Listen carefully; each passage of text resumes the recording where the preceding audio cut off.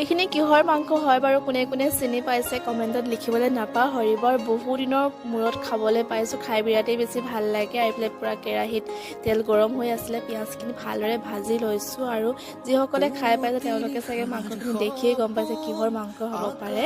আৰু মই বহুত দিনৰ পাছত মিনি ব্লগ লৈ আহিছোঁ, আপোনালোকে চাগে পাহৰিয়ে গ'ল ন। আৰু ঘৰৰ কিছুমান প্ৰব্লেম, যিহেতু মোৰো গা বেয়া আছিলে সেইকাৰণে ভিডিঅ' বনাবলৈ ইচ্ছা যোৱা নাছিল। ভাবিছোঁ এতিয়াৰ পৰা ভিডিঅ'বোৰ আগৰ দৰে দিম, আপোনালোকে পাহৰি নাযাব, আগৰ দৰে মৰম দি যাব। এতিয়া ধুনীয়াকৈ নিমখ হালধি দি মাংসখিনি ভালদৰে ভাজি লৈছোঁ।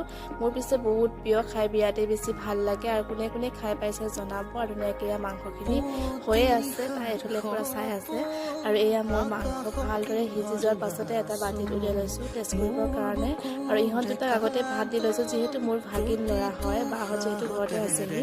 পোৱালীয়ে কৈছে খাই হেনো বিৰাটেই বেছি টেষ্টি লাগিছে আৰু পূৰা য়ামি য়ামি মাৰি আছে। আৰু ময়ো টেষ্ট কৰি ল'লোঁ।